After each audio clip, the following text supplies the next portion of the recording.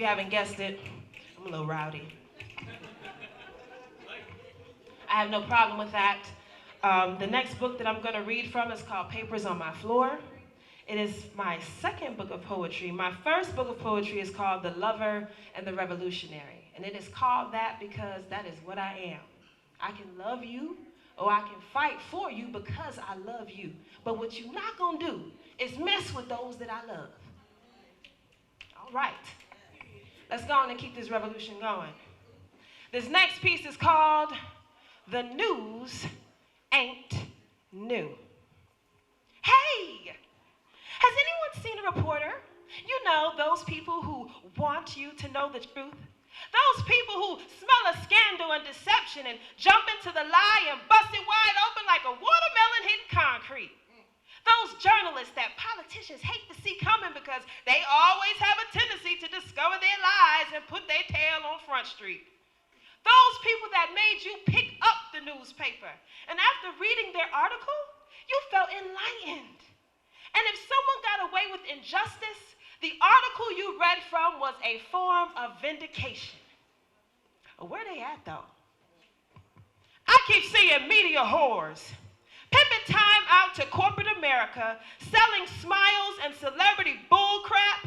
Who cares about your fake boobs, 13th husband, 12th adoption, no ovary having, drug-addicted menage a trois? I want to know what is happening. And the current climate of those appointed to provide the news is feeding me defecation while pissing on this nation. The television is a toilet, and the poets are here to flush it. Spray authenticity in the air and open windows. We all have been smelling this steamy hot manure so long, some of us carry the smell on us. Don't think your silence suppresses the smells. You may not speak, but we smell the bull anyway. We must not allow these networks to continue contaminating the airwaves with their suggestive material, subliminally and overtly defining who we are as a people. You don't know me. And you should not prescribe to tell my story until you do. But if you don't have the time to seek the truth because the networks have tightened your strings and shined your tap shoes, then dance to the blues, because oppressed people across the world are rising up, telling the story ourselves. We don't need jaded reporters and sellout journalists on our team. We have our own platforms and our own cameras. Coming to you live, this is to CHALLA. The revolution is now. Stay tuned.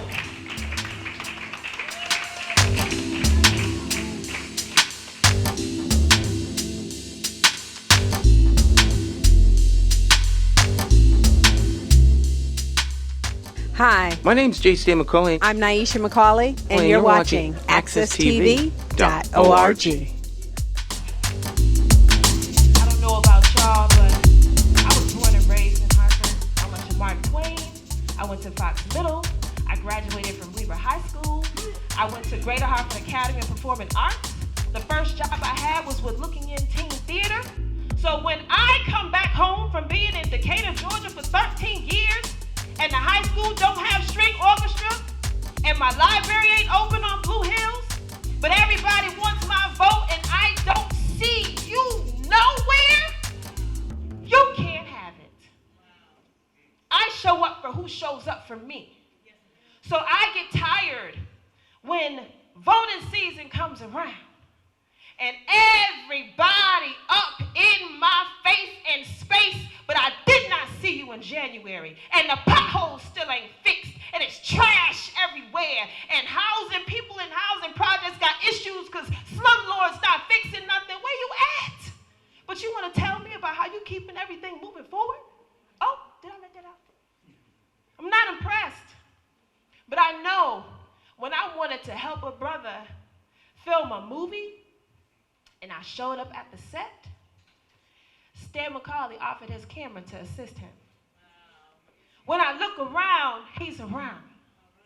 When I look to see who's talking about something, he's talking to the people in the community about the issues that are their issues. So when somebody show up for me, I show up for them. And when I love you, I fight for you. So if I show up, just assume that it's love. And the fight is on.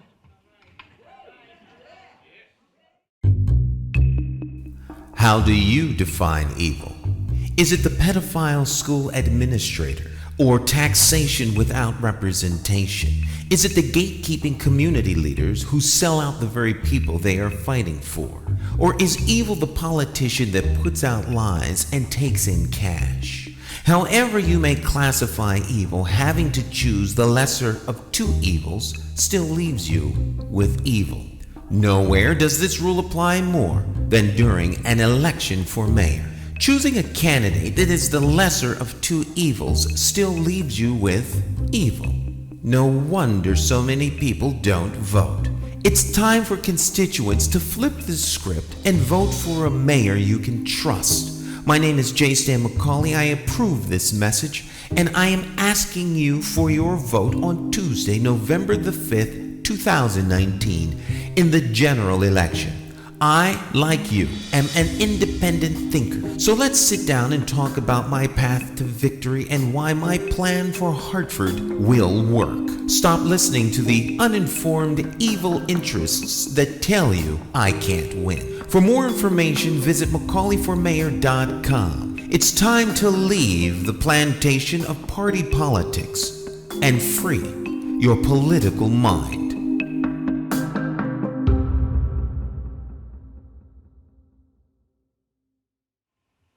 Next piece,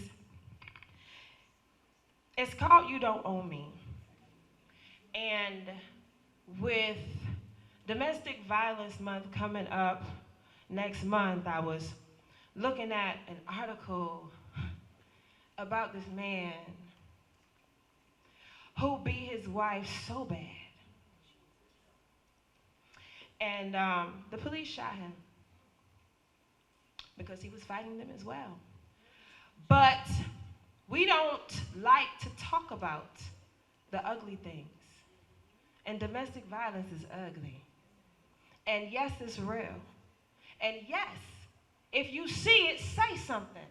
I don't care if somebody tells you, but I love him and I want to stay, and their mouth bleeding, you better say something. Because we can't let nothing ride no more. At all, in no way, shape, form, or fashion. So this next piece is called You Don't Own Me. I remember my mother telling me how wonderfully and beautifully made I be, woven together with histories and kissed with ancient mysteries.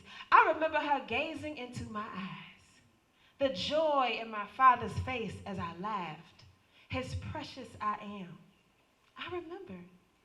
I remember the warmth of their presence, heads turning when I entered the room with them. The world knew who I belonged to.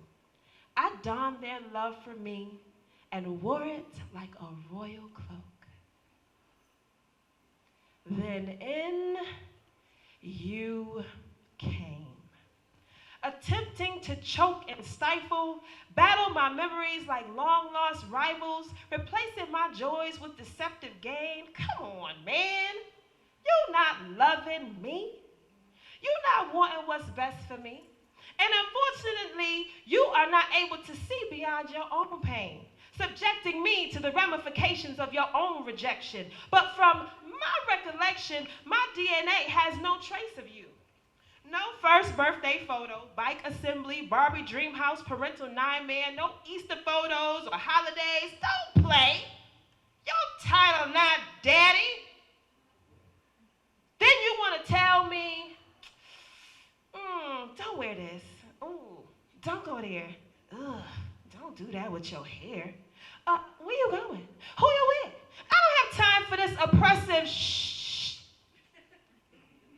I have been awakened by an unconditional that's become situational, dissecting subsection and constituent, evaluating current conditions and causing decommission of the irrelevant. I've been listening.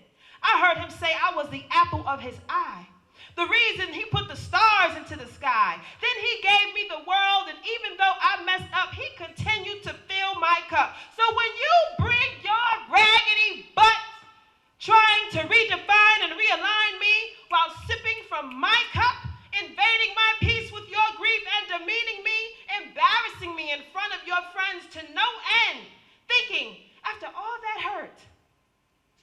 my Yanni, be your universe?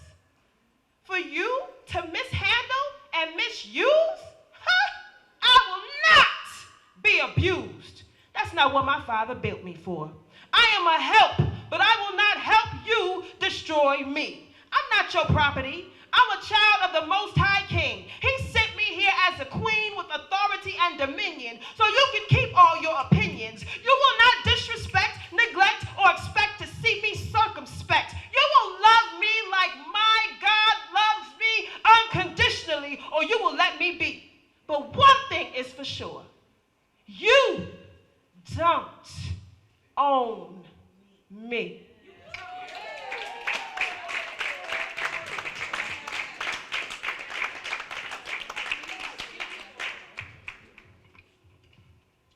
All right, so I fuss a lot. It happens like that sometimes, but like I said, I also love. So before I get to my last couple pieces, this next piece is called Beautiful Man. There are so many things I want, and so many things I need. And a beautiful black man is a necessity indeed. Now, don't get me wrong. God has created some hella fine men from Hawaii to Australia and back again. But there isn't one that makes me pause like a bad black man. You know, a man so refined, you have to stop what you're doing and get a second look. Ladies, you know what I'm talking about. That brother with the flawless haircut, pretty white teeth, clean fingernails, iron clothes, and simple jewelry. Nothing gaudy, because a man doesn't need to show you all that. Cologne smelling like Thanksgiving dinner, and my stomach aches from hunger, because you know Thanksgiving only comes one time a year. Shoot, I'm hungry now. And I just can't see how to live without you. Strong, charismatic, and in control, rational mindset piercing my soul, making me get to the heart of matters. No frivolous chatter, thought-provoking remnants of the future. Black man, you heal my wounds like a suture. And I just can't see how to live without you. And who said you weren't a father? Mr. Little League basketball coach / karate instructor / youth fellowship leader and mentor, always lending a hand when necessary or voluntary. And it's you I wish to marry. And we don't need no prenup, long as you call me Buttercup. Because I just can't see how to live without you. You set precedents for many to come. Even though your history has come undone, I see truth in your eyes every night when we lie. And you say, all you need is to feel me close at night, and everything will be all right. And I just can't see how to live without you. Independent thinkers are Puerto Rican, Mexican, Peruvian, Indian, Bosnian, Italian, Irish, Jamaican, African American, European, straight, gay, Nigerian, transgender, Christian, Jewish, Muslim, short, tall, skinny, rich, poor, happy, sad. Some of us hold a PhD and others a GED. And though we may be Democrats, Republicans, or members of the Working Families Party, we all have escaped the plantation of party politics and become independent thinkers because we as individuals are more than a party. You see, independent thinkers come from all walks of life, and the one thing we all have in common is that we love, live, laugh, and learn in the city of Hartford. We are the constituents, and the government of Hartford belongs to us. My name is J. Stan McCauley. I'm an independent thinker, and I approve this message because it's time to stop towing the party line and vote for a candidate you can trust. I'm asking you for your vote November the 5th, 2019 in the general election for mayor of the city of Hartford. For more information, visit McCauleyformayor.com. You too can escape the plantation of party politics if you have the courage to free your political mind.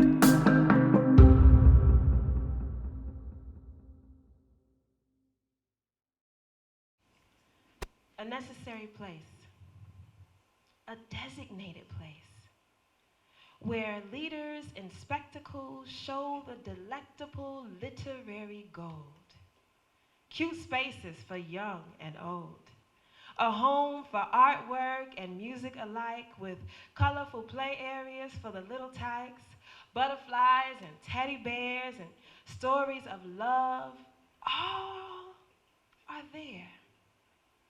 Lectures and talks, slow walks through art, quiet nooks for engaging books that rapture your soul and take hold. How bold the story told, how true it seems, similar to yours. And yet, this safe haven is under financial attack. And I'm reminded of what my community lacks. As one breaks new ground on the other side of town, my old library on Blue Hills is visibly run down. Old rec centers, boarded and overgrown, this not the crap I condone. It's hot. Where will the children go other than home? Because some homes are low-key war zones.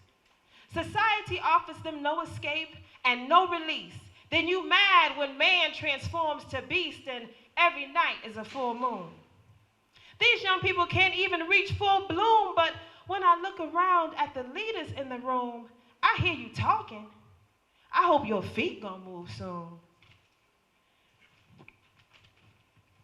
And while powers that be realize they behinds ain't free, puppets pump faking mastery, I find the true power lies with me. I determine who benefits from my seed in every single deed. That is true liberty. Sowing my talent, my time, and my tithe. You need to practically apply in every area of your life. We are the resource to alleviate our community strife. We must award, confer, endow, furnish, provide, aid, assist, benefit, help, administer, dispense, dole out, hand out, impart, issue, give. Give of yourself, and it won't freaking matter what a government is doing. Give. Bring before the public in performance or exhibition as an artist. Giving is my mission. So I'm out here with no fear, administering assistance because present administration ain't shh. And if you didn't know by now, black women have superpowers. Debate your grandfather. As I gaze upon the 6 nations I birth and am releasing into this earth, the very source of the breaking of my generational curse, I pen this blessed verse. May your words be forged in the fire of truth. May you always have the fearlessness of your youth. May you boldly use your voice and know that you always have a choice. No is a complete sentence. Vote or die, but put more than your complaints in the mix. And if you find yourself in a space where who you are has no place, exercise your superpower until the task is complete. Be the change that you seek. What happens in the voting booth stays in the voting booth. Even if someone wheels you up to the polling station after buying your groceries or paying you by the hour to door knock, you still can vote like an independent thinker. Vote like you're demanding better police accountability. Vote like you're demanding functioning schools that put Hartford children first. Vote like you're demanding your mayor puts Hartford residents and neighborhoods first. Vote like Hartford's government belongs to you, the constituent. Because to the party, you are just a vote.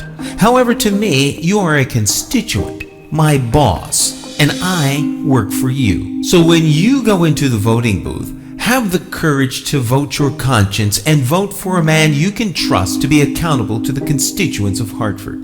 My name is J. Stan McCauley. I'm an independent thinker, and I approve this message. I'm asking you for your vote on Tuesday, November the 5th, 2019, in the general election for mayor of the city of Hartford. For more information, visit McCauleyformayor.com. And remember, what happens in the voting booth stays in the voting booth. Escape the plantation of party politics and free your political mind.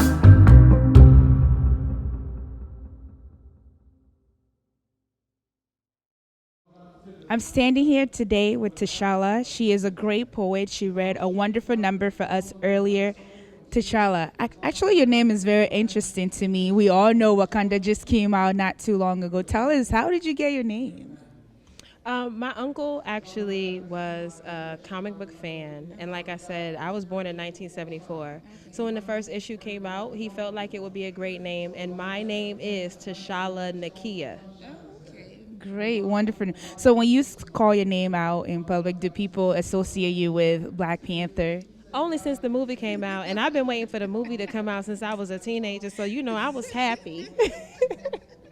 Wonderful. So you write poetry, and your poems are actually wonderful. Once you listen to it, she's going to give us more information on her poetry later. But tell me, what inspires you to write poetry? Everything that I see, everything that I experience, or the things that I hear other people experiencing. A lot of times, like I said, not everyone knows how to use their voice. And it's an artist's job to shake up the norm and get people focused on what's important to the people. So when I see it, I'm going to write something and say it. You better believe it. Without any fear. And you read it without fear, too. Of course. That's all that training. So you have a book out. Tell us, how did the idea of the book came about, and where can we find the book? I actually have 2 books of poetry, and I'm in 4 anthologies. So when I first decided to publish my first book, it was because my daughter actually finished a novel by the time she was 15. And when I saw how quickly she was moving, because I hadn't published anything, and she put together 50,000 words, and I'm like, oh, I need to understand this system and this process. So that was my motivator for making sure that I knew what was going on, so I would be able to guide my daughter. And because I am like many of you writers out there, and you got that box under the bed or that notebook or them couple of notebooks, and you like, oh, nobody's gonna want this. No, you put that on paper because it spoke to you. And a lot of times the people who can't speak need that in order for them to have a voice. So, you share your work because it opens a door and it makes people aware of issues that impact.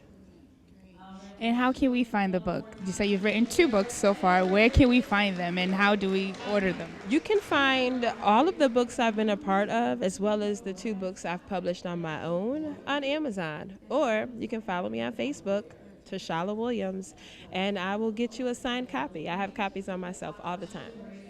Or, shameless plug, you can catch me at Prospect Cafe Tuesday nights for open mic. Great.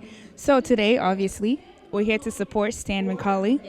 So tell me, how did you meet Stan, and what got you here today? Like I said, I'm about my community. So when I saw the Beat the Vote come up, I was like, oh, I want to do that. And just in my everyday going, I crossed Mr. McCauley's path. Like I said, I'm working with other artists, and he's there to support the artist. So anybody that's willing to stand out in the heat and support somebody else's dream and vision understands what's necessary and is ready to get put to task.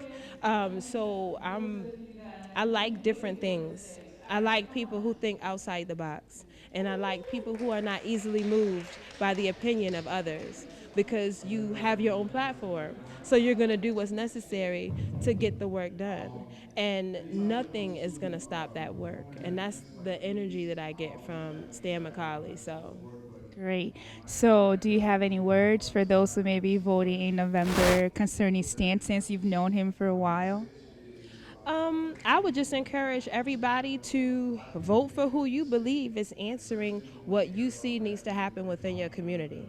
You can make informed votes, but a lot of times we sit and allow the news and the newspaper to tell us who we need to vote for, and they're already jaded because they have already picked their side. So when the newspaper picks a side and endorses a candidate, and your responsibility, hi Hartford Current, is to keep people informed and keep balanced information out there, that's a problem. That's a problem. And like I said, I was born and raised in Hartford, and there's so many things that are not happening in comparison to what the mood was when I was a teenager. It's ridiculous, and I'm tired of it. So you'll see me more. Great. So, in the future, where can we find you?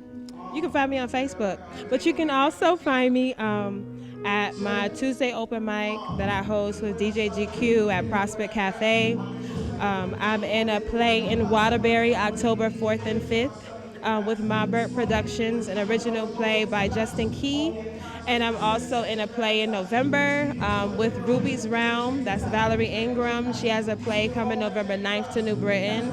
So if you want to find me, find a stage and a microphone, and I'll be there talking my trash and my truth, because I know how to use my voice. And I hope you know how to use your voice and your vote, and vote or die. Thank you so much, CHALLA. If you haven't followed her yet, or if you don't know much about her, she just told you all the platforms that you can find her on. So make sure you follow her and make sure you purchase the book. Thank you so much, CHALLA.